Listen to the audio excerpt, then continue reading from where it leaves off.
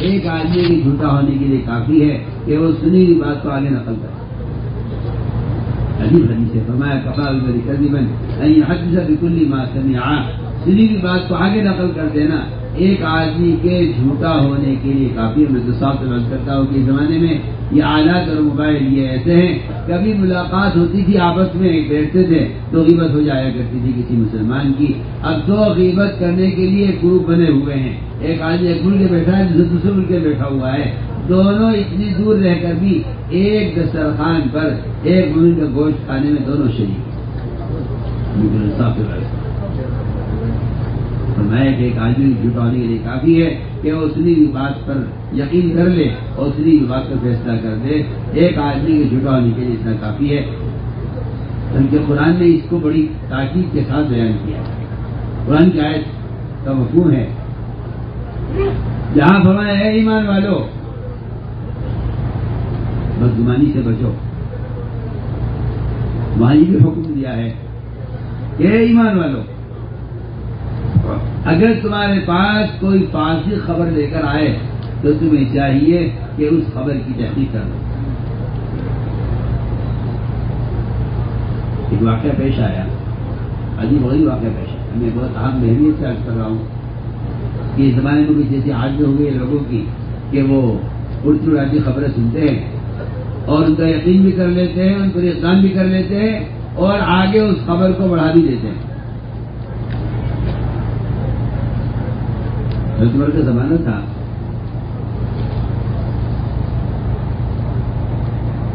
بلکہ نہیں آپ ساتھیوں کے زمانے کی بات. عجیب و غریب واقعہ سیرت کا. ایک قبیلہ تھا, قبیلہ بنو مسترق, بڑا مالدار قبیلہ تھا. یہ قبیلہ اسلام میں آیا اور اسلام لاتے ہی جب آپ نے فرمایا ان سے کہ کو اپنے مال کی زکات دینی ہوگی, نماز قائم کرنی ہوگی, روزہ رکھنا ہوگا, حج کرنا ہوگا, اپنے مال کی زکات دینی ہوگی. انہوں نے اسلام قبول کرتی سی مجلس میں عرض کیا کہ زکات دینی ہے مال کی, تو آیا زکات کا مال ہم آپ کے پاس بھیج دیں یا آپ کا آدمی آئے گا ہم سے زکات کا مال وصول کرنے کے لیے؟ آپ نے فرمایا کہ نہیں, آپ بتانا ہمارا آدمی آئے گا اور آپ سے زکات کا مال وصول کرے گا. یہ بہت عجیب و غریب قصہ ہے اور ہمارے لیے اس قصے میں بڑا سبق اور عبرت ہے. حضور اکرم صلی اللہ علیہ وسلم نے ایک تاریخ طے کی, فرمایا اس تاریخ میں ہمارا آدمی آئے گا اور آپ سے زکات کا مال وصول کرے گا. اس لیے کہ آپ صلی اللہ علیہ وسلم جس چیز کا وعدہ کر لیا کرتے تھے اس کو پورا کیا کرتے تھے. یہ آپ کی عادت طیبہ تھی کہ آپ وعدہ خلاف کفار مشرکین بھی آپ کے وعدہ وفائی کے قائل اور معترف تھے کہ آپ وعدہ خلاف نہیں کرتے. آپ جنگ میں میدان قتال میں بھی کافروں سے میدان قتال میں بھی وعدہ خلافی نہیں کیا کرتے تھے, جبکہ الحرب خدعہ یہ جنگ کو دھوکے بازی کا نام ہے. لوگ دھوکے سے دشمن کو قدر کرتا ہے. دشمنی میں تو دھوکہ ہی چلتا ہے, دشمنی میں دھوکہ ہی چلتا ہے اور جنگ میں دھوکے سے قدر کیا جاتا ہے. لیکن آپ صلی اللہ علیہ وسلم اتنا عہد کے پورا کرنے والے تھے. میں درمیان میں عرض کرتا ہوں, یہ واقعہ واضح پورا کروں گا. آپ صلی اللہ علیہ وسلم کے عہد کے پورا کرنے اور آپ کے افاع عہد کے تو عجیب و غریب واقعہ ہے. غزوہ بدر ہو رہا تھا.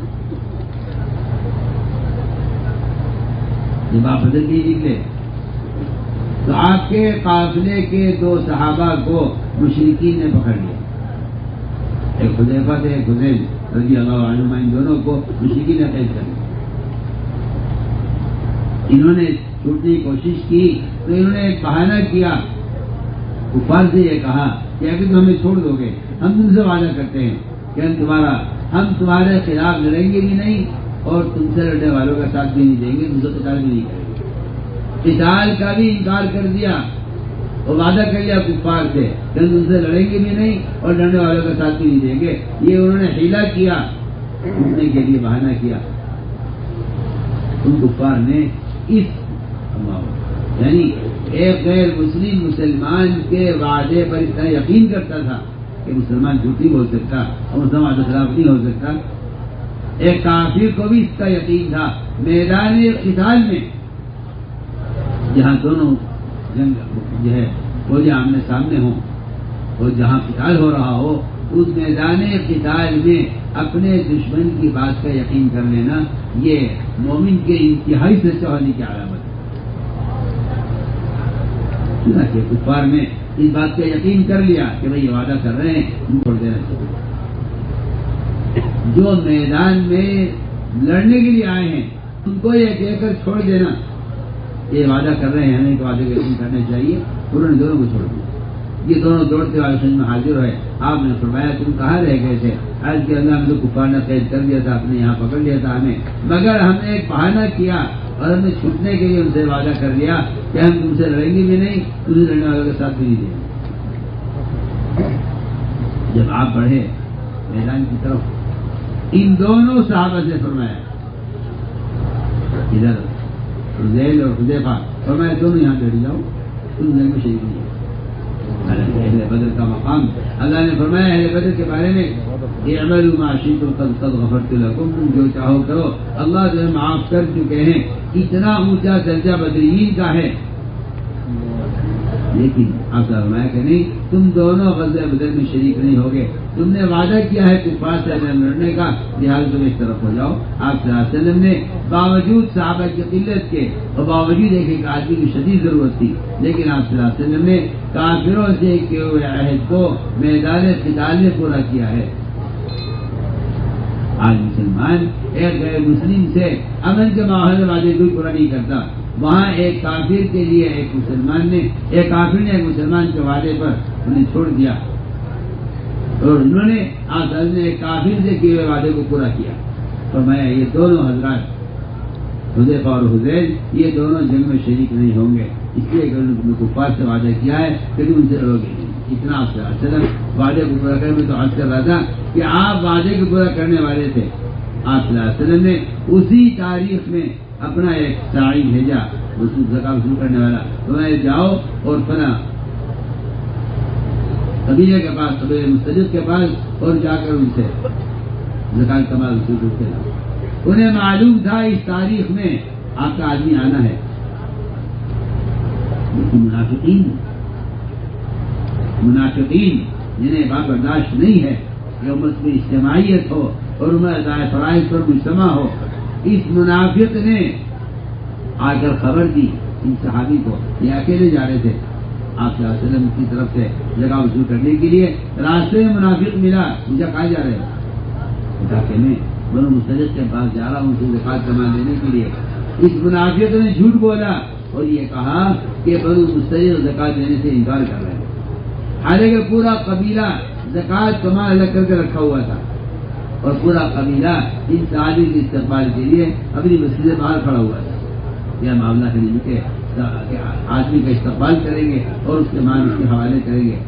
اس نے کہا کہ وہ پورا قبیلہ آپ کو قتل کرنے کے لیے تھا وہ مسجد سے باہر کھڑا ہوا. یہ جھوٹی خبر ایک منافق نے پھیلائی. اس خبر کو لے کر یہ ساری واپس ہو گئے آدھے راستے سے ڈر گئے کہ میں اکیلا ہوں وہ سب مجھے قتل کر دیں گے. واپس آ کر رسول اللہ میں جا رہا تھا راستے میں خبر ملی ہے کہ وہ پورا قبیلہ زکات دینے سے بھی انکار کر رہا ہے اور میرا قتل کا ارادہ کر رہا ہے. آپ صلی اللہ علیہ وسلم نے مشورہ کیا صحابہ کو لے کر. مشورہ میں یہ طے ہوا مشورہ میں یہ فیصلہ ہوا کہ اس قبیلے پر رات حملہ کیا جائے اور سب کو قتل کر دیا جائے کیونکہ دو جرم ہیں ان کے.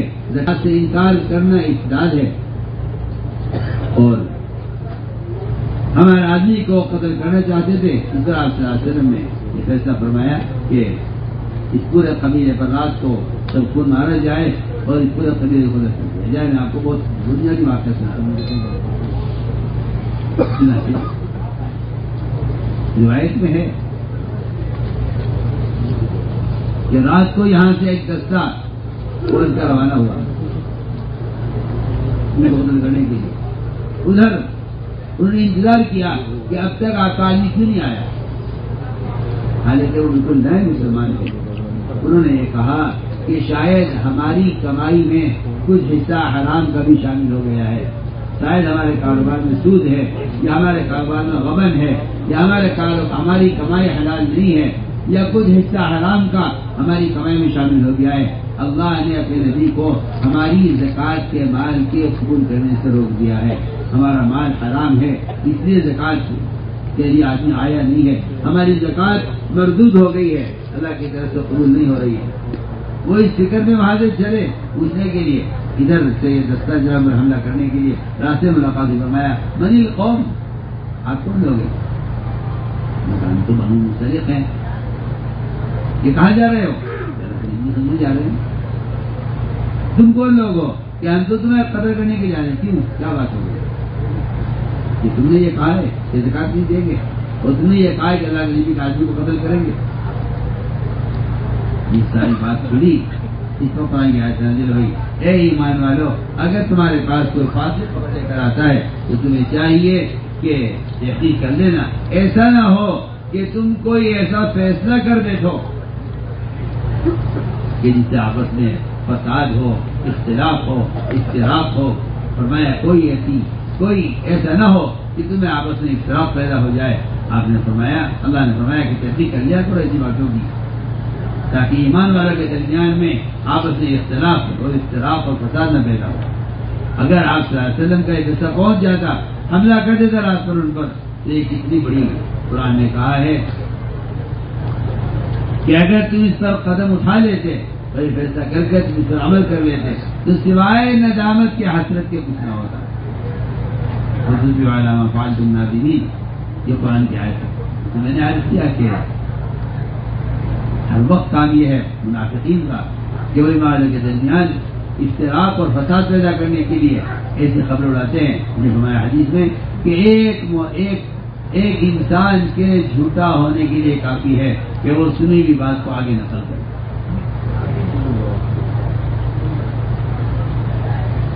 میں نے عرض کیا ہے کہ یہ بنیادی اصول ہے کچھ ان کی کام کرنے والوں کو سخت ترین ضرورت ہے. جو اہمیت شریعت کے علم کی ہے، اللہ کی قسم، وہ اہمیت تربیت کے علم کی ہے. اگر شریعت کا علم ہے، تربیت کا علم نہیں ہے، تو یہ کام اپنے مزاج سے ہٹ جائے گا. اور اس کام کا مزاج نبوت ہے. مزاج نبوت کے اندر سب سے بنیادی چیز مساجہ قلبی ہے. بنیادی مساجہ قلبی اس لیے کہ تن دلی سے قومیں بنتی ہے، امت نہیں بنی. امت کے بننے کے لیے سب سے بنیادی شرط مساجہ قلبی ہے. اس لیے فرمایا کہ مومن کے عیب کو چھپاؤ اور مومن کی غلطی سے درگزر کرو. آپ صلی اللہ علیہ وسلم نے ایسے موقعوں پر اللہ اکبر علی نبی بلداء نے مشرکین کو خبر کرنی چاہیے. آپ صلی اللہ علیہ وسلم نے مکہ مکرمہ پر حملے کی، اپنے بچوں کی حفاظت کے لیے انہوں نے یہ غلطی کی. آپ صلی اللہ علیہ وسلم نے کہہ کر معاف کر دیا کہ حاتم بدری صحابی. حالانکہ اتنی بڑی خیانت تھی، اتنی بڑی غلطی تھی کہ انہوں نے مکہ مکرمہ والے کو خط لکھا تھا مشرکین کو کہ محمد صلی اللہ علیہ وسلم ان پر حملے کی تیاری کر رہے ہیں. اتنا بڑا راز انہوں نے کھول دیا مشرکین پر، لیکن وہ خط پکڑا گیا راستے میں اور اللہ تعالیٰ نے وحی کے ذریعے سے آپ کو خبر کی، وہ خط واپس آ گیا. لیکن آپ صلی اللہ علیہ وسلم نے یہ کہہ کر معاف کر دیا کہ یہ حاطب یہ بدری صحابی ہیں. اور اللہ علیہ بدر کے بارے میں یہ فرماتے ہیں کہ ساتھیوں کو چاہیے کہ وہ ساتھیوں کی قربانیوں کو دیکھیں، ان کی خرابیوں کو نہ دیکھیں، ان کی خوبیوں کو دیکھیں، ان کی خرابیوں کو نہ دیکھیں. ایک ساتھی کے اندر اگر 99 خرابیاں ہیں اور ایک خوبی ہے، ایک خوبی کی وجہ سے ساتھی سے محبت کریں گے اور اس سے تعلق قائم رکھیں گے. جنازہ لایا گیا برے آدمی کا، آپ کو خبر ہوئی کہ جنازہ آیا آپ کی دفعہ پڑھانے کے لیے، تمہیں نے آپ کو فرما پڑھنے سے روک دیا. میں کہ عمر لا تسأل عن اعمال الناس، لوگ اعمال کے بارے میں سوال مت کر. یہ لا تسأل عن اعمال الناس کہ عمر سے قیامت میں سوال نہیں کیا جائے گا لوگ اعمال کے بارے میں. ایک طرف ہٹو ہٹو کا آپ نے ہٹایا، آگے بڑھے آپ ایسے برے آدمی کی نماز پڑھانے کے لیے جس کے بارے میں خیال یہ تھا سب کا کہ یہ آدمی اچھا آدمی نہیں ہے. آپ نے اعلان کیا صحابہ میں، کیا تم میں سے کسی نے اس مرنے والے کو کوئی عمل خیر کرتے ہوئے دیکھا ہے؟ ایک صحابی کھڑا ہے کیا اس نے ایک مرتبہ غزوے میں رات کو پہرا دیا ہے. میں عمر تم پیچھے ہٹ جاؤ، میں جماعت پڑھاؤں گا، کیونکہ آپ نے فرمایا کہ جو آنکھ اللہ کے راستے میں پہرا دینے میں جاتی ہے وہ آنکھ جہنم کی آگ نہیں دیکھے گی. دیکھے گا تو آپ نے ہٹایا اور آپ نے آگے بڑھ کر ایسے آدمی کی جنازے کی نماز پڑھائی جس کے بارے میں ہر کا خیال یہ تھا کہ آپ اس کی نماز نہ پڑھائیں. میرے دوستوں، امت بنتی ہے وہ سطح قلبی ہے، امت بنتی ہے وہ سطح قلبی ہے. تنگدلی کیسے پیدا ہوتی ہے؟ بہت اہم بات میں کرنا چاہتا ہوں. تنگدلی پیدا ہوتی ہے حسد سے. میں تو کہتا ہوں کہ حسد آدمی کو خیر سے محروم کر دیتا ہے، آدمی کو خیر سے محروم کر دیتا ہے حسد. یہ کہ حسد اصل میں ایک بیماری ہے، اور بیماری ہے اللہ تعالی کی تفصیل سے اختلاف کرنے کو حسد کہتے ہیں. یہ بہت آسان حسد کا ترجمہ میں نے کیا ہے. اللہ کی تفصیل سے اختلاف کرنے کو حسد کہتے ہیں. اللہ تعالیٰ وہ رزق تقسیم کرنے والے ہیں. مال کسی کو کم دے، کسی کو زیادہ دے. جس طرح وہ تقسیم ارزاق کے مالک ہیں، اس طرح تقسیم علم کے بھی مالک ہیں. اس لیے قرآن نے اس کو بہت تاکید سے کہا، اور احادیث میں اس پر بڑی تاکید ہے. فرمایا کہ ایک دوسرے سے حسد نہ کرو، اس لیے کہ حسد کرنا اللہ تعالی کی تقسیم سے اختلاف کرنا ہے. ابلیس کے ابلیس بننے کا سبب ہی حسد ہے. علماء نے لکھا ہے پہلی اللہ کے نافرمانی آسمان میں ہوئی ہے حسد کی وجہ سے ہوئی ہے، اور آج پہلی نافرمانی دنیا میں ہوئی ہے جو پہلا قتل ہوا ہے دنیا میں حسد کی وجہ سے ہوا ہے. اللہ کی دو نافرمانیاں، پہلی نافرمانی دنیا میں وہ حسد کی وجہ سے، پہلی نافرمانی آسمانوں میں حسد کی وجہ سے ہوئی ہے. یہ حسد کرنا اللہ کی تقسیم سے اختلاف کرنا ہے. اللہ تعالیٰ ایسے لوگوں سے عمل کی صلاحیت کو سلب کر لیتے ہیں. کیا بات ہے کہ حسد حضرت آیا سے پوچھا گیا، حضرت آیا سے پوچھا گیا حسد غصے میں کیا فرق ہے؟ ہمارا غصہ تو یہ ہے کہ مومن کی صفت پر رشک کرے اور اللہ سے کہ اللہ صفت میں اندر بھی پیدا کر دے. یہ تو ایمان والے کا کام ہے غصہ کرنا، اور حسد منافق کی صفت ہے. غصہ مومن کی صفت ہے، حسد منافق کی صفت ہے. یہ منافق یہ چاہتا ہے کہ اس سے یا اس کی یہ خصلت ہے اور یہ نعمت یہ ضائع ہو جائے، چاہے مجھے نہ ملے مگر ضائع ہو جائے. صحابہ اکرام کا مزاج یہ تھا کہ صحابہ اکرام جب کسی کے اندر کوئی خوبی محسوس کرتے اور کسی کے بارے میں کوئی فضیلت سنتے تو صحابہ کا مزاج یہ تھا کہ ایسے لوگوں کے ساتھ رہنے کی کوشش کرتے ہیں. مشہور واقعہ ہے، آپ صلی اللہ علیہ وسلم نے 3 دن تک اعلان کیا. حضرت سعد کے بارے میں فرمایا کہ سعد رضی اللہ تعالیٰ عنہ کے بارے میں فرمایا کہ یہ جنتی صحابی ہے. 1 دن 2 دن 3 دن تینوں دن یہ نظر آئے. روایت میں ہے عمرو بن العاص رضی اللہ تعالیٰ عنہ وہ ان کے پاس گئے اور جا کر کہا ان سے کہ میں 3 دن آپ کے ساتھ رہنا چاہتا ہوں. اسے میں نے سنا کہ آپ جنتی آدمی ہیں، میں آپ کے ساتھ رہ کر آپ کے جیسا عمل کروں گا تاکہ میں جنتی ہو جاؤں. 3 رات ان کے ساتھ رہے. تینوں رات یہ رات کو پڑھ کر سوئے، فجر میں اٹھے.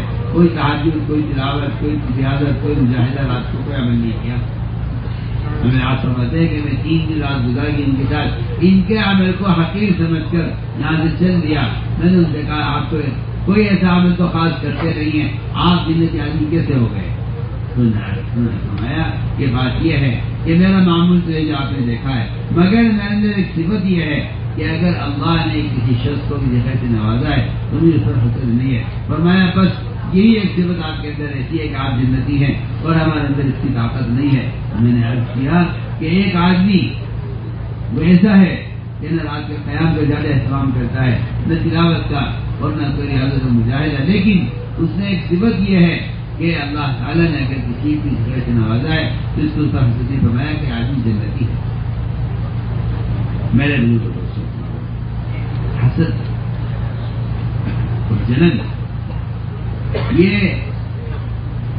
آدمی کو عمل سے عمل سے محروم کر دیتی ہے، اور جو عمل کیے ہوئے ہیں وہ سارے اعمال اثر ان اعمال نیکیوں کا ہے، ان نیکیوں کو ختم کر دیتے ہیں، نیکیوں کو ختم کر دیتے ہیں۔ اس طرح نیکیاں جل کر ختم ہو جاتی ہے جس سے راگ اپنے کو جلا کے ختم کر دیتے ہیں۔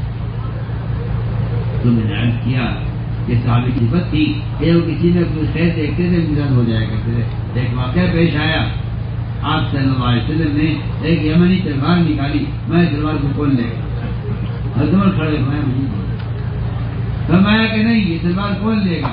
حضرت زبیر کھڑے ہوئے، آج کے تلوار مجھے، دونوں قرابت دار، دونوں پرانے، دونوں کو نہیں تھی، میں یہ تلوار کون لے گا جو اس کا حق ادا کرے؟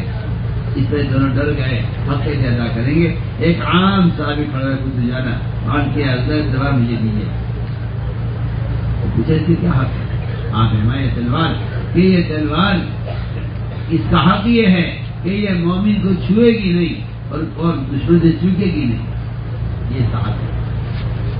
جو ہے جب آپ کو تلوار دی، ان دونوں کو نہیں دی، یہ دونوں پہلے کھڑے ہوئے، دونوں پرانے بھی ہیں، بڑے بھی ہیں، تلوار آپ کو جانو کر رضی اللہ تعالیٰ ابو جانے کے ساتھ ساتھ میدان میں اترے، جا کے ان کا عمل دیکھا اور میدان میں کی کوشش دیکھی اور دیکھ کے فرمایا اللہ جانے اللہ کے رسول جانے کو سے کام ہے۔ تو میں نے عرض کیا کہ کتنے کام ہیں، دعوت کے، تعلیم کے، تدریس کے، کتابت کے، بیان کے، وعظ کے، بعض لوگوں میں بڑی خوبیاں ہوتی ہیں، چاہیے ان خوبیوں کا پتہ پیدا کرنے کے لیے ان کی صحبت میں رہیں۔ یہ صحابہ کرام کا معمول تھا کہ جس کو آگے بڑھتا ہوا دیکھتے تھے اس کے ساتھ ہو جایا کرتے، یہ نہیں کہ اختلاف کر کے الگ ہو جائے میدان سے، بلکہ جب ان سے نیچے والوں کو وہ عہدہ دیا گیا تو اوپر والے نیچے والوں کے ساتھ، پرانے لوگ نئے لوگوں کے ساتھ دے چکا ہوں کہ اللہ نے حکم دیا تھا ابلیس کو کہ سجدہ کرے آدم کو، میں نے کہا میں اعلیٰ ہوں، یہ ادنا ہے، میں ان کے ساتھ نہیں دوں گا، میں ان کا سجدہ نہیں کروں گا۔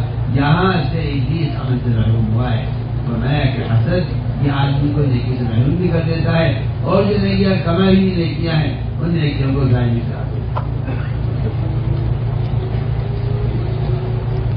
تو ہم نے عرض کیا کہ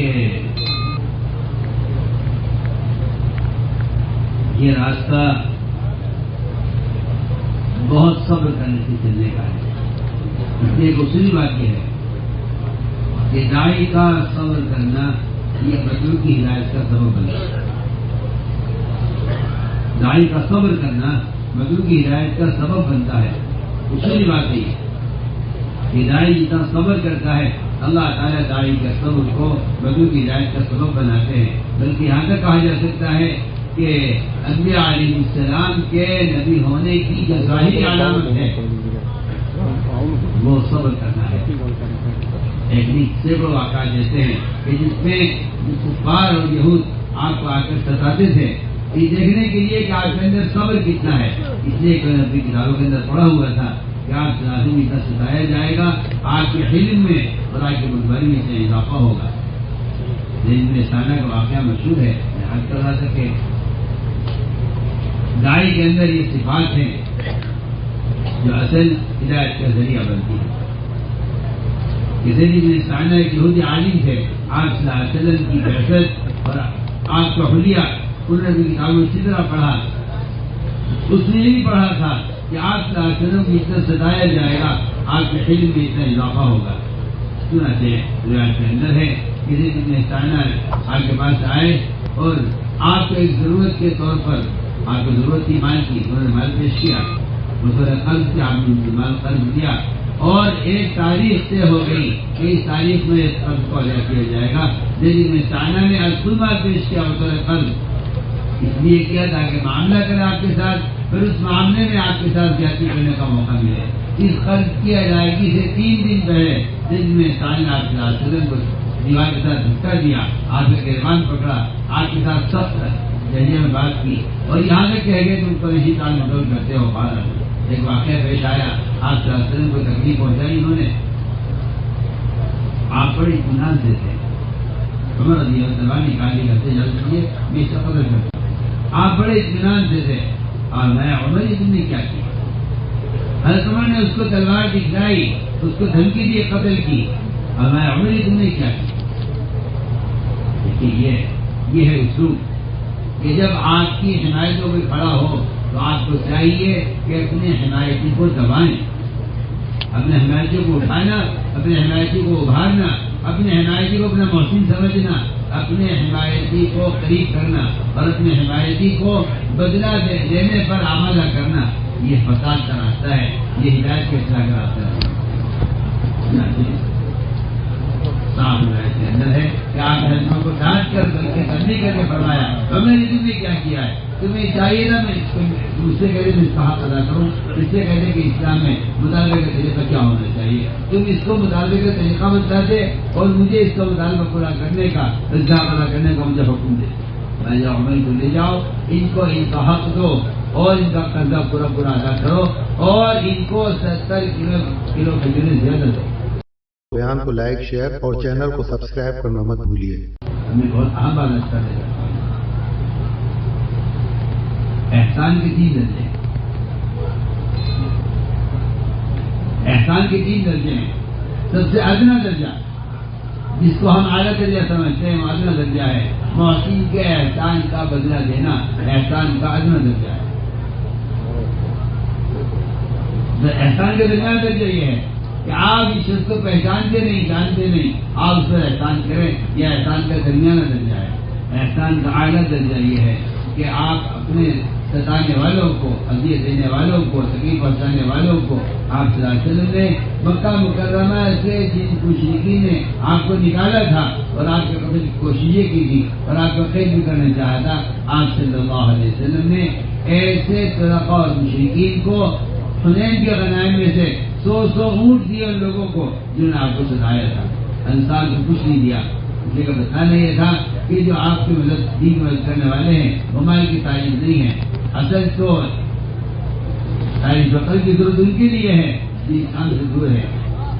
آپ صلی اللہ علیہ وسلم نے احسان پر کیا، جنہوں نے آپ کو سجایا۔ میں نے کہا کہ یہ احسان کا سب سے اعلیٰ درجہ ہے، اذیت دینے والوں پر احسان کرنا۔ آپ صلی اللہ علیہ وسلم احسان کے اعلیٰ درجے پر تھے کہ آپ صلی اللہ علیہ وسلم نے ستانے والوں پر احسان کیا ہے۔ میں عمل کو لے جاؤ، ان کو ان کا حق دو، 20 تاکہ زیادہ دینا۔ جب وہ زیادہ کھجوریں ملی تو انہوں نے کہا کہ میرا حق تو پورا ہو چکا ہے، عمر دائش کیوں دے رہے ہو؟ میں اللہ کے نبی نے مجھے حکم دیا کیونکہ میں نے آپ کو تلوار سے قتل کی دھمکی دی تھی، اس لیے آپ نے مجھے حکم دیا کہ عمر ان کو 70 کلو کھجوریں زیادہ دینا۔ اس پر زید نے سارے اسلام قبول کیا۔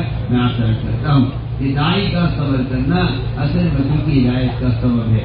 اسی میں کام کرنے والے میں صبر ہو اور استقامت ہو اور قوت برداشت ہو، اس لیے حق ہے اس راستے میں کام کرنے والوں کو وہ تمام ناگواریاں پیش آئیں گی جو صحابہ کرام کو پیش آ چکی ہیں۔ راستہ دعوت کا ہے، آپ جس راستے پر چلیں گے اس راستے کے سائن بورڈ قدم قدم پر سامنے آئیں گے، سنگ میل لکھا ہوا ہوگا، یہ اس طرف ہے، یہ علاقہ اس طرف ہے، یہ صوبہ اس طرف ہے، یہ محلہ اس طرف ہے۔ راستے میں جو سائن بورڈ آ رہے ہیں وہ لکھا ہوا بتا رہے ہیں کہ آپ صحیح چل رہے ہیں۔ میں کہتا ہوں کہ اس راستے میں چلنے والوں کو جو تکلیف پیش آئی، ناگواری پیش آ رہی ہے، یہ ان ناگواریوں سے سمجھیں جہاں صحیح راستے پر چل رہے ہیں۔ جو لوگ اس راستے کی تکالیف کی شکایت کرتے ہیں وہ اس میدان میں کام نہیں کرتے، اس لیے کہ صبر اس راستے میں چلنے کا ایسا پیٹرول ہے کہ جہاں صبر ختم ہو جائے گا وہاں اس کام سے کا سفر بھی ختم ہو جائے گا۔ یہ ایک اصولی بات ہے، جہاں صبر ختم ہو جائے گا داعی کا وہاں اس کا سفر بھی ختم ہو جائے گا، اس لیے کہ صبر تو اس راستے میں چلنے میں ایک اس کی گاڑی کا ایندھن ہے، ایک پیٹرول کی طرح ہے۔ تو میں ساتھ کرتا ہوں کہ انبیاء علیہ السلام کی اور صحابہ کرام میں خاص صفت ہے یہ کہ وہ اس راستے میں آنے والی اذیتوں کو اس لیے برداشت کرتے ہیں کہ انہیں امت مطلوب ہے۔ ایک تاجر کو کسٹمر مطلوب ہے، وہ گالیاں برداشت کرتا ہے، ناگواریاں برداشت کرتا ہے، وہ آپ کے مال کو نقلی کتاب برداشت کرتے ہیں کیونکہ آپ کو کسٹمر مطلوب ہے، استعمال مطلوب ہے۔ اس طرح نبی علیہ السلام کو امت سے ہدایت مطلوب ہوتی ہے تو وہ ہر تکلیف کو، ہر ناگواری کو اس لیے برداشت کرتے ہیں کہ انہیں امت کی ہدایت مطلوب ہے۔ میں صاف سے بیان کرتا ہوں جس شخص کو امت کی ہدایت مطلوب نہیں ہوگی اسے اس راستے میں کی شکایتیں اسے میدان سے باہر نکال دیں گی، بلکہ وہ شکایتیں کر کے اپنے اجر کو ضائع کر لے گا۔ اس لیے فرمایا کہ اس راستے میں آنے والی تکالیف وہ امتوں کی ہدایت کا اثر کرے۔ Other respected brothers, this fast and effort is the effort and the way of sabr and patience. The patience of a da'i is a means of hidayah for the one who is invited by the rule. Others say that Allah subhanahu wa ta'ala makes the sabr of a da'i a means of hidayah for other people. So Kuffar and Yahud, they knew that the last Nabi will come, Nabi Muhammad sallallahu alayhi wa sallam, he will have a lot of patience. So they purposely used to harm Nabi Islam to test his patience. So they Mutana, he was a Yahud, and he wanted to test the patience of Nabi alayhi salatu wasalam. He himself went and offered some dates as a loan to Nabi alayhi salatu wasalam. Nabi alayhi salam took the loan for a certain period of time. Before the time arrived to return that loan, he intentionally, they Imran 3 days before, he went to Nabi alayhi salatu wasalam, he pushed him and he spoke bad about Nabi alayhi salam and the family of Nabi tribe of Nabi Muhammad sallallahu alayhi wa sallam. Now what Nabi alayhi salatu wasalam did? Nabi Umar radiallahu anhu, when he saw that this person is disrespecting Nabi alayhi salam and the time to return the loan is still after 3 days as respecting and he is doing injustice at Insana, he wanted to took out the sword and wanted to kill him threatening. Nabi alayhi salatu what he did? Nabi sallallahu alayhi wa sallam calmed him down. They say that himayat ko ubharna, qareeb karna, those who are your supporters, you mustn't tell them carry on, ignite them. No, you must put them down. That is a kind of sincerity. So Hazrat told Hazrat Umar radiallahu, calm down. No, wait. You should tell me to pay him and you should tell him that he must know the usul and the discipline to ask for a loan from somebody. So Hazrat saying there are 3 steps of doing a favor to other person. Listen attentively. 3 steps. How you do a favor to a person? Ihsan. The first step is, anybody is good to you, you are also good to him. This is the least form of ihsan. Better than that, more reward, which should be done. You don't know the person, and you be good to him. First one, he is good to you, you do good to him. Second, you don't know him, and you do good to him. You do favor to him. The best ihsan Anbiya alayhi salatu wasalam practice. He is your enemy, he is harming you, but you are being good to him and you spend your wealth on him. This is it. So Hazrat says that Nabi alayhi salam told Hazrat Umar radiallahu anhu, in front of that person, says Insana, was a Yahud at that time, he badly treated Nabi alayhi salam, accused Nabi and he started in front of everybody. Nabi told Umar, pay him back now what he demanded, not after 3 days. Pay him now and give him extra. Why give him extra? Because he threatened him. Do favor on him. He came to insult me, we will do favor to him. So respected brothers, a da'i will always on his way, that you travel to a destination, you see signboard, that you on the correct destination. This village comes, this town comes. In the same way, you never got dawat. Now, difficulties will come, barriers will come. You have to be patient and carry on. He says those who complain that he did that, he did injustice to me, he did bad to me. Those who complain, Allah subhanahu wa ta'ala deprives them of the effort. He says when your sabr patience finishes, your journey in dawat also finishes. Because sabr and patience in this world is like petrol and fuel and gas for the car, which is a car makes the journey. So sabr is very important. Like a businessman, for him each and every customer is desired. Bad habits of the customer, the businessman tolerates. Thinking is bad, his mouth is sick. Bad habits of the customer you tolerate because you're signing a deal with him. So you do with him for some time. In the same way, respected brothers, Anbiya alayhi salatu wasalam, they want hidayat of the person. Da'i wants hidayat, his bad qualities you tolerate. Why? Because like a businessman tolerates the bad habit of the customer. मेरा अजीज दोस्तों, یہ صفات کیسے پیدا ہوگا؟ قرآن نے بہتر کیا ہے کہ اس سے زیادہ والا اور اس سے زیادہ پختہ مذہب کسی کا نہیں ہو سکتا. ہر شخص کے دعوت کو نبھانا. قرآن صاف کہا ہے اور کا ترجمہ علماء نے دین سے کیا ہے کہ اس سے زیادہ اچھا اور پختہ مذہب ہو کس کو لگتا ہے؟ دعوت عبادت کو جمع کرنا. بے دینی کا آنے کے دو دور ہوتے ہیں. ایک اللہ کے غیر سے محبت، دوسرے اللہ کے غیر کا روح. اگر مسلمان بے دینی ہے تو بے دینی کے دو سبب ہو سکتے ہیں، یا تو اللہ کے غیر کا روح ہے یا اللہ کے غیر سے محبت، اور دونوں چیزیں ایمان کے خلاف ہیں. بہت اہم بات ہے. مسلمان بے دینی کیوں اختیار کرتا ہے؟ مسلمان بے دینی اختیار کیوں کرتا ہے؟ اس کی دو بنیادی وجہ ہے کہ یہ اپنے دین کو لے کر باطل کے مقابلے میں ناکام ہو گیا ہے، اس لیے اس نے باطل سے جدا کر لیا. ٹھیک ہے، ہمارے ساتھ یہی کہ اس کو باطل سے محبت ہے. دونوں چیزیں ایمان کے خلاف ہیں.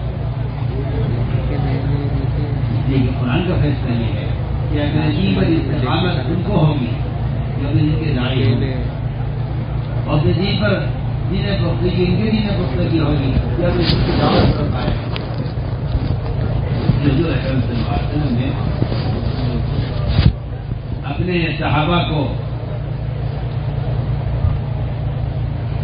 دین کی دعوت کو اٹھایا تھا، اس لیے کہ دعوت سے بڑھ کر مسلمان کے پاس کوئی دفاعی طاقت نہیں ہے. سب سے بڑی دفاعی طاقت اگر مومن کے پاس ہے تو دین کی دعوت ہے. اس پر مسلمان اپنی جگہ قائم رہتا ہے اور باطل ادیان کو قبول نہیں کرتا. یہ دفاعی طاقت مسلمان کے پاس تھی، لیکن مسلمان نے دعوت کے فریضے کو چھوڑ کر اپنے آپ کو کمزور کر لیا ہے.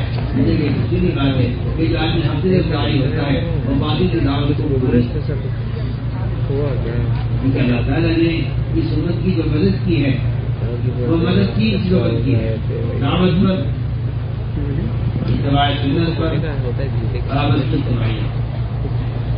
یہ تین سبب نصرت ہے. اصل میں نے شروع میں پڑھائی آیت پڑھی تھی کہ جو شخص یہ گمان کرتا ہو کہ اللہ اس کی زندگی کو نہیں کریں گے، اس کو چاہیے کہ وہ خودکشی کر لے تاکہ اس کی الجھن ختم ہو جائے. تو میں نے کہ اللہ تعالیٰ سے نبی کی مدد قیامت تک، اس پر ایمان والوں کی مدد نبیوں کی طرح اللہ تعالیٰ قیامت تک آپ والے کی مدد کریں گے نبیوں کی طرح. یہ اللہ تعالیٰ کا وعدہ ہے. میں نے کیا کہ نصرت کے تین غیبی مدد کے تین اسباب ہیں: دعوت، اتباع سنت، عمل کی طرف. یہ تین چیزیں تھیں جس سے اللہ تعالیٰ نے مومن کے لیے نصرت اور قیامت تک کے لیے تین بنا ہے: دعوت، اتباع سنت اور عمل کی طرف. اس زمانے میں مسلمان باطل سے محروم اس لیے ہے کہ مسلمان نے تین کام چھوڑ دیے ہیں: اجتماعیت نہیں رہی، اتباع سنت نہیں ہے، اور سب سے بنیادی فریضہ دعوت سے اللہ کا جو دفاعی سب سے بڑی طاقت ہے. جب تک مسلمان اپنے دین کو لے کر حرکت میں تھا اس وقت تک مسلمان اپنے دین پر قائم تھا. بڑی بڑی حکومتیں، بڑی بڑی طاقتیں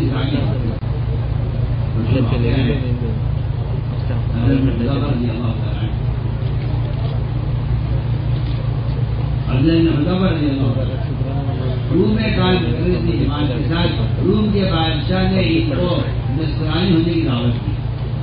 استاد کہتا ہوں امت میں اگر کہیں ارتداد ہے تو اللہ کی قسم دعوت کے فریضے کو چھوڑنے کی وجہ سے جو صورت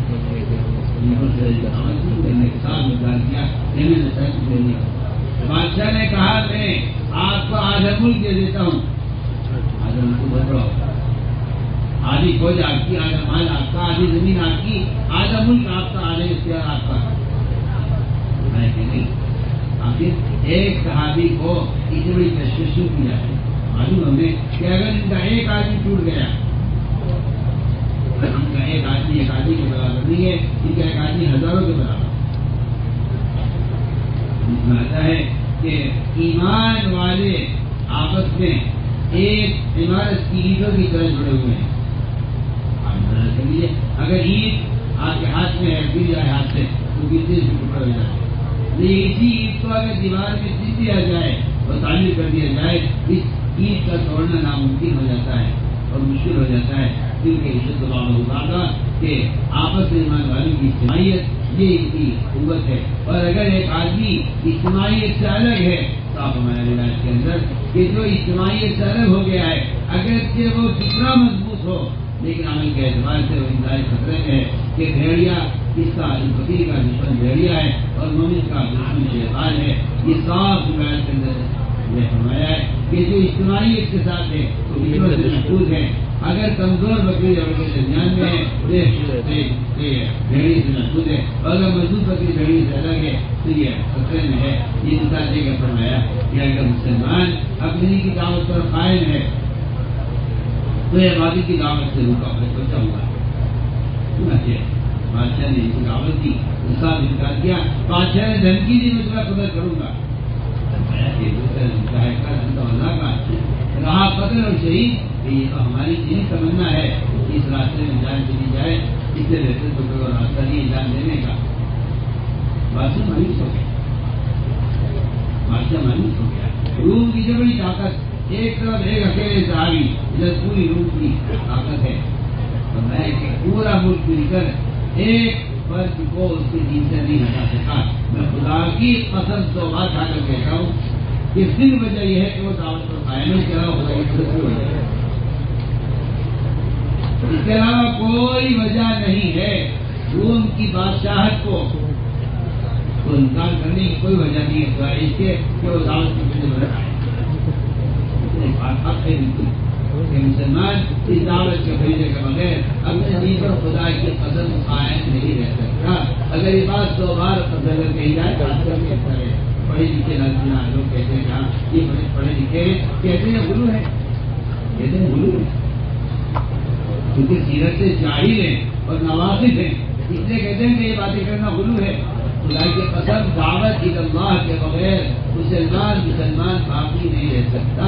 اگر یہ بات 100 بار اگر کہی جائے تو ظاہر ہے لوگ جو کہتے ہیں غلو ہے.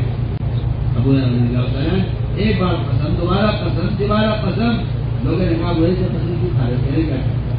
میں اگر ابو بکر صدیق رضی اللہ تعالیٰ جماعت روانہ نہ کرتے تو اللہ کو کوئی سجدہ کرنے والا باقی نہ رہتا. بتائیے دوسری دعوت کہاں سے مل جائے گا. اس قول کا مطلب یہ ہے کہ امت اگر ابھی سے قائم رہ سکتی ہے تو اپنی نقل و حرکت اپنی دین کی دعوت پر قائم رہے.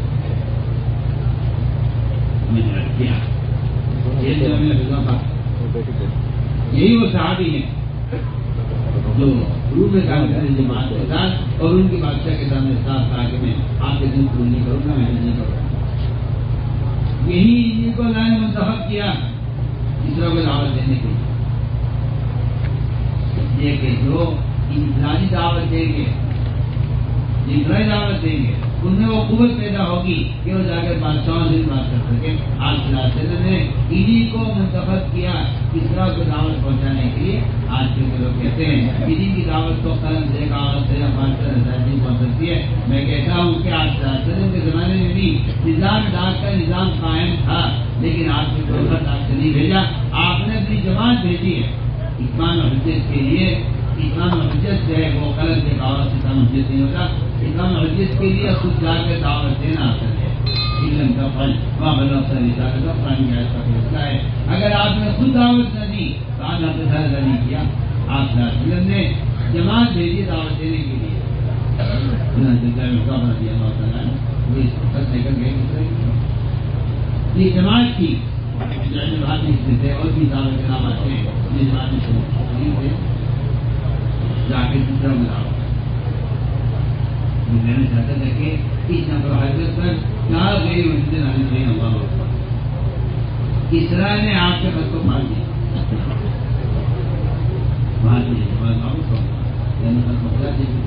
ہمیں خود دعوت پہنچائی. اس طرح کو غصہ آیا تو اسرا نے آپ صلی اللہ علیہ وسلم کو گرفتار کرنے کے لیے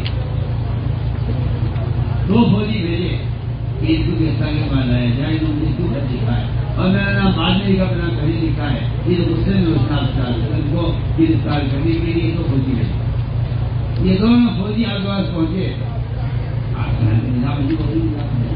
کوئی قتل کے لیے آئے زہر دینے کے لیے آئے بحث کرنے کے لیے آئے کوئی گرفتار کرنے کے لیے آئے کوئی قتل کرنے کے لیے آئے. آپ کے یہاں سب کے ساتھ معاملہ دوستوں کی طرح اکرام ہوتا تھا قاتلوں کا اور دوستوں کی طرح اکرام ہوا کرنے گرفتار کرنے والوں کا. ہمیں ہمارے مہمان آئے ہیں آرام کراؤ وہ فوجی کی طرف سے آپ کو اٹھانے کے لیے میں آرام کراؤ. رات کو دونوں فوجیوں کو آپ نے آرام کرایا. صبح پیش کیا گیا آپ کے سامنے دونوں کام رہے تھے دل اتنی تو مدد کی گئی اور اتنی 1 مہینے کے مسافت سے ہوتا اگر آپ صلی اللہ علیہ وسلم کے اخلاق ایسے نہ ہوتے تو میں سمجھتا ہوں کہ کوئی کسی طاقت قریب نہ آ سکتا کرو کوئی کیا علماء نے کہ آپ کے اخلاق کی وجہ سے لوگ آپ نہیں آ جاتے تھے ورنہ 1 مہینے کی مسافت تک آپ صلی اللہ علیہ وسلم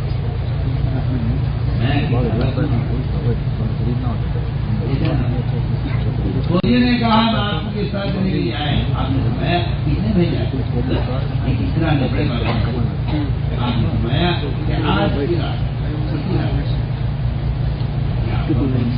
شاید 1 مہینے کے مطابق ہوگی 2 مہینے کے مطابق ہوگی. فرمایا آج کی رات میں میرے آقا اللہ نے تمہارے آقا کی طرف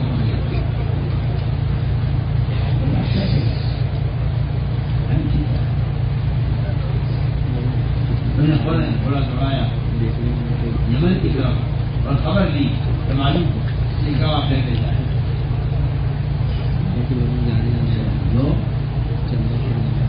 اسرا کے بیٹے شہرین نے اپنے باپ اسرا کو قتل کیا. یہ اسی رات کا واقعہ ہے جس رات میں آپ کرنے کے لیے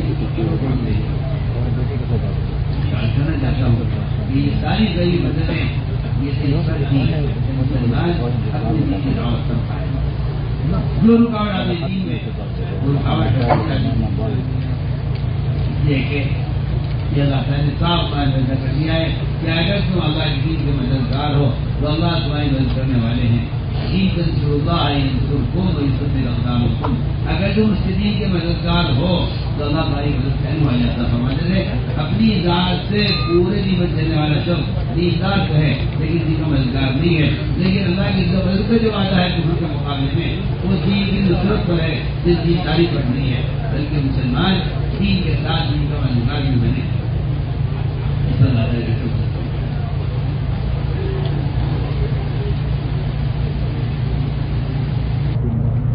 اس لیے یہ بات بالکل واضح ہے احادیث میں بھی قرآن میں بھی اور اقوال علماء میں بھی کہ ایسا جو دین ذات سے دیندار ہے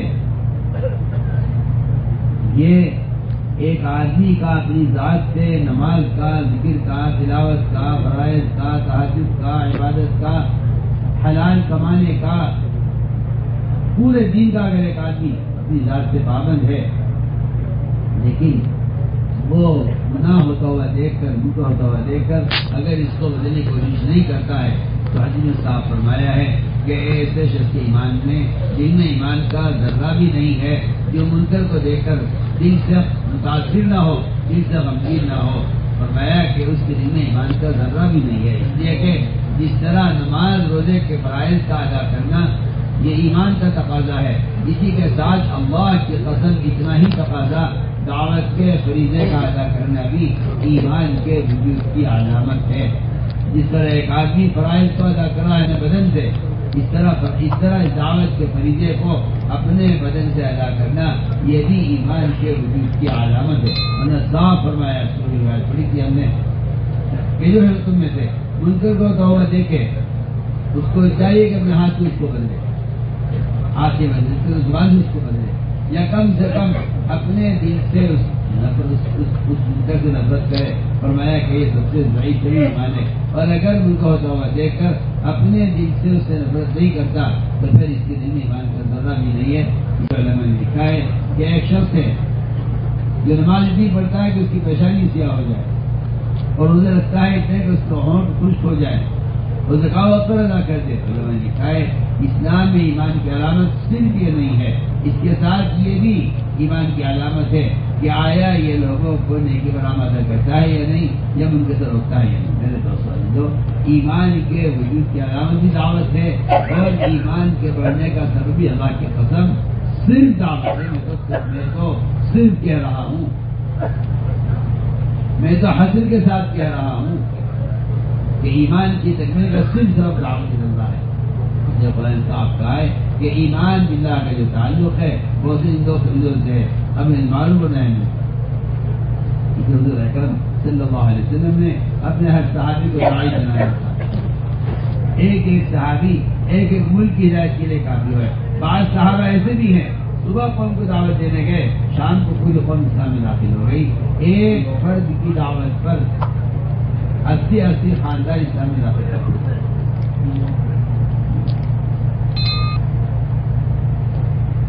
دوسرے رضی اللہ تعالیٰ آپ اندازہ کریں،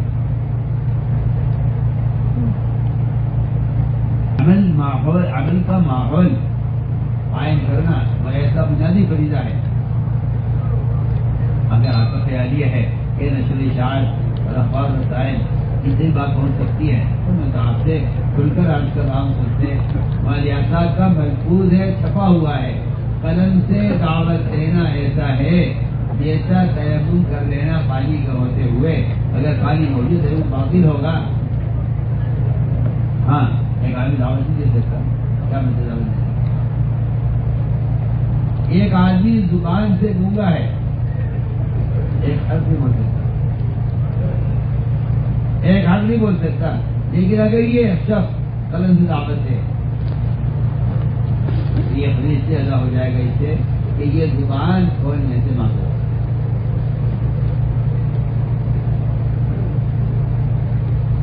لیکن اگر ایک شخص نقل و حرکت تو قابل ہے، یہ بات یاد رکھیں اور جیسا کہ محفوظ ہے کہ زبان قلم سے دعوت دینا یہ ایسا ہے جیسے پانی کو جلوے تیمم کر لینا اس سے باطل ہو۔ میں نے ساتھ بیان کیا ہے کہ اصل چیز ہے عمل کا ماحول قائم کرنا، اس عمل کے ماحول سے قلوب پلٹتے ہیں۔ مشہور واقعہ ہے دوسرے رضی اللہ تعالیٰ عنہ، آپ صلی اللہ علیہ وسلم کے آپ مکہ مکرمہ آئے، لوگوں نے کو ڈرایا، فرمایا کہ طفیل ان کی بات شہر کی طرح اثر کرتی ہے۔ کافروں کو بھی آپ کی دعوت پر اتنا یقین تھا کہ ان کی بات سن لیتا وہ ان کا ہو جاتا ہے۔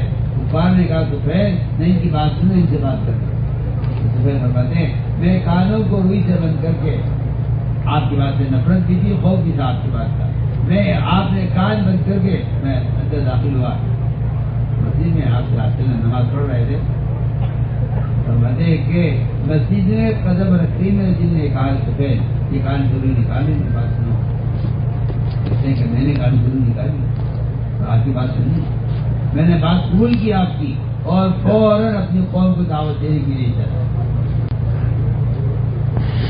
یہ بات یاد رکھو، اس واقعے سے معلوم ہوتا ہے کہ اسلام نہ کرامت سے پھیلے گا، نہ کرامت سے پھیلے گا نہ شخصیت سے پھیلے گا۔ اسلام نہ کرامت سے پھیلے گا نہ شخصیت سے پھیلے گا۔ اسلام کے پھیلنے کے لیے تو بنیادی شکل اور بنیادی سبب اور صرف مجاہدہ ہے۔ داعی کا شروع میں کر دیا تھا میں نے کہ داعی کا مجاہدہ ہی اصل مدعو کی ہدایت کا سبب ہے۔ یہاں زبیر بن معتز رضی اللہ تعالیٰ ان کے بعد دو چیزیں تھیں، شخصیت، آج میری شخصیت ہے اور میری بات مانتی ہے، جو میں کہوں گا وہ لوگ کریں گے۔ اور دوسری بات یہ ہے کہ آپ مجھے کوئی کرامت دیجیے، آپ اپنا اللہ مجھے وہ آیا اللہ سے کرامت کر دے، کہتے میری دونوں آنکھوں کے درمیان اس جگہ روشنی پیدا ہو گئی۔ میرا خیال یہ تھا کہ اس روشنی کو دیکھ کر لوگ متاثر ہوں گے اور اسلام میں آ جائیں گے۔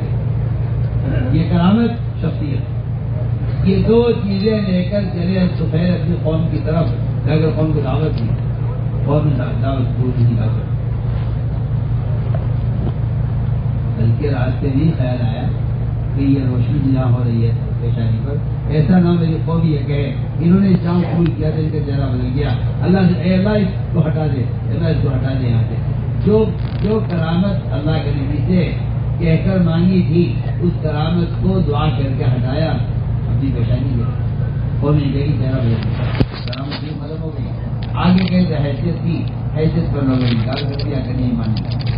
واپس آ کر عرض کیا اسلام کے لیے بدعا کرتی ہے، یہ ایمان والے نہیں ہیں۔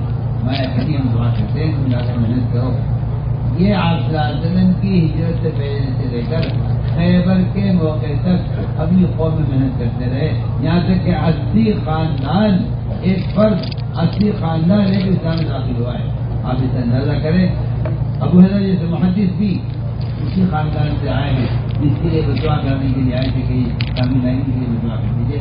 اسی خاندان سے سب سے بڑا محدث آیا ہے، صبح محمد دوسی کی دعوت پر ابو حریرہ اسلام آگے میں نے عرض کیا کہ اصل بات یہ ہے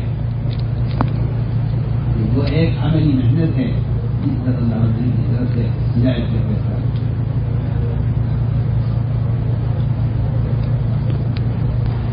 اس لیے نقل و حرکت اور خروج وہ دعوت کا قرآن ہے۔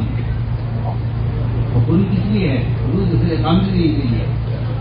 جتنے نفل کے فضائل ہیں اور جتنے نفل کا حکم ہے اور اللہ کے راستے میں نکلنے میں تاخیر جو وعیدیں ہیں، اس سے یہ بتا رہی ہے کہ دین، امت کا دین نقل و حرکت پر موقوف ہے۔ اگر میں سمجھتا ہوں اگر امت تک دین کے پہنچانے کے لیے اخبار، رسائل اور قلم اور موبائل اگر یہ ذرائع ہوتے تو اللہ کے راستے میں نکلنے میں دیر کرنے پر عذاب کی دھمکیاں نہ ہوتی۔ قرآن نے جگہ جگہ عذاب کی دھمکی دی ہے۔ یہ خیال بالکل غلط خیال ہے کہ وہ تو عقیدت قتال کی وجہ سے ہیں، بلکہ ایسا نہیں ہے۔ اللہ کے راستے میں اقامت دین کے نہ نکلنے پر قرآن میں عذاب کی دھمکیاں ہیں۔ آپ غور کیجیے، قرآن صاحب کہتا ہے اِلَّا تَنْفِرُوا يُعَذِّبْكُمْ عَذَابًا أَلِيمًا، اگر تم نہیں نکلو گے اللہ کے دین کو قائم کرنے کے لیے تو اللہ تمہیں ہٹا کر دوسروں کو لائیں گے۔ اللہ نے یہ بات صحابہ کے بارے میں کہہ دی ہے، جبکہ اللہ نے صحابہ کو منتخب کیا ہے آپ صحابہ کی صحبت کے لیے، ان کے بارے میں یہ فرما دیا اگر تم نہیں نکلو گے اِلَّا تَنْفِرُوا، اگر نہیں نکلو گے اللہ کے راستے میں يُعَذِّبْكُمْ عَذَابًا أَلِيمًا تو اللہ تعالیٰ تمہیں دردناک عذاب بھی دیں گے اور تمہیں ہٹا کے دوسروں کو تمہاری جگہ لائیں گے اور ان سے اللہ تعالیٰ دین کا کام دیں گے۔ میں تو بہت بنیادی بات آپ سے عرض کرتا ہوں، تو نکلنا اللہ کا امر ہے ہماری عطا فرماتے تھے۔ اس راستے میں نکلنے میں تاخیر کرنا اللہ کے عذاب کو واجب کر دیتا ہے۔ اس راستے میں نکلنے میں دیر کرنا موجب عذاب ہے، ہماری عطا کا اس کو چھپا ہوا ہے۔ کیونکہ نکلنے کے اصل غرض مسلمان کو حساب سے روکنے کے لیے، فرائض پر جمع کرنے کے لیے، امت کو جہالت سے نکالنے کے لیے، یہ 3 غرض ہیں نکلنے کی۔ امت کو حساب سے روکنے کے لیے آپ زیادہ کر لیجیے، مانی نے زکات سے انکار کیا اور بغیر صدیق رضی اللہ عنہ کا اس وقت مدینہ منورہ کو خالی کرنا، یہ کفار سے قتال کا مقصد نہیں تھا، یا کوئی کفار نے حملہ نہیں کیا مدینے پر کہ ان کے دفاع کے لیے قتال کیا جا رہا تھا۔ یہ زکات، مانی نے زکات کو زکات پر لانے کی کوشش کی۔ اس لیے میں سمجھتا ہوں کہ خروج اور نفل کا اصل مقصد اقامت دین ہے، اور دین قائم نہیں ہے۔ دین اکثر امت کا مسلمان فرائض پر جمع ہو جائے، کہا جائے کہ اسلام قائم ہے۔ اگر تو بھی مسلمان اسلام جماعت پر قائم نہیں ہے، فرائض پر قائم نہیں ہے، تو اسلام قائم نہیں ہے۔ اسلام کا قائم ہونا یہ ہے کہ 100% مسلمان اللہ کے فرائض پر مجتمع ہو جائے. میرے دوستوں عزیزو، اس لیے اس راستے میں نکلنا اللہ کا امر ہے. کیونکہ میں آج کر چکا ہوں، بار بار کہہ رہا ہوں کہ دعوت کے فریضے کا ادا کرنے کے لیے اللہ کی قسم کوئی کاغذ، کوئی قلم، کوئی اخبار، کوئی رسالہ اس کا ذریعہ نہیں ہے. حدیث صاف ہے، سارے مسلمان ایک کشتی کے سوار ہیں. اگر کسی نے اس طرح کرو گا، ہاتھ نہ پکڑا آپ نے تو آپ یہ غرق ہوں گے، یہ بھی غرق ہوگا. ہاتھ پکڑنا بتلا رہا ہے کہ منکر سے روکنے کے لیے قلم کاغذ ذریعہ نہیں ہے. منکر سے روکنے کے لیے سب سے بنیادی جو ذریعہ ہے، جو اصل ہے، وہ انسان کے بدن کا استعمال ہونا ہے منکر سے روکنے کے لیے. یعنی صاف فرمایا ہے کہ اگر انہوں نے منکر کرنے والے کا ہاتھ پکڑ لیا جا کر تو ہندو نجات ہو جائے گی، ہندو نجات ہو جائے گی، ورنہ سب کے سب رکھ. اس لیے کہ ایمان کی تکمیل کے لیے شرط ہے المعروف و نہی عن المنکر. اس المعروف و نہی عن المنکر کے فریضے کو ادا کرنے کے لیے وہ فارغ کرنا ہے. اور جیسا کہ مردوں سے چھپا ہوا ہے، ہر سال 4 مہینے اس راستے میں نکلنے والا کو جس نے زندگی نہ بنایا تو ایمان کا مزہ نہیں کر سکتے. یہ اس بات کی علامت ہے، یہ اس بات کی علامت ہے کہ مومن کو چاہیے اپنا وہ فریض کرے اس فریضے کو ادا کرنے کے لیے. کیونکہ میں عرض کر چکا ہوں کہ ایمان کے وجود کی علامت بھی دعوت ہے اور ایمان کے بڑھنے کا سبب بھی دعوت ہے. اس لیے ہمت کر کے فرمائے اپنے آپ کو پیش کریں. ہر سال 4 مہینے، ہر سال 6 مہینے اور نقد 4 مہینے کے لیے نام پیش کریں. نام Respected brothers, give your name. Respected brothers, nobody must speak before the tashkil finishes. What we want, علماء سال کے لیے پیش کریں گے آپ کو. پہلے سال what we want from everybody is 4 months every year and 2 months Tartib Nizamuddin. Respected brothers, all the brothers, give your name until tashkil is not finished. Please be patient. You all are so patient yesterday, mashallah. You stand till the end. It's the last majlis today. Tomorrow is Hidayat. Let's bear with us. Create an environment of tashkil. Ulama make intention for 1 year. You already give 1 year. Make intention for second 1 year. This time, this majma is blessed. It's a time to turn attention towards Allah, to make your tashkil. Give your name. Be patient. Make an environment of tashkil. Give targeet to each other and present your name. تو ہندوستان میں آپ کو لینے کے لیے آئے. We came from all the way to India to take all of you, respected brothers. All of you are invited. Whether you didn't spend no time to Markaz Nizamuddin, we came to take you. Come to Markaz, respected brothers. بیان آپ کو پسند آیا ہو تو بیان کو like, share اور channel کو سبسکرائب کرنا مت بھولیے. کمنٹس میں اپنی رائے کا اظہار ضرور کیجیے.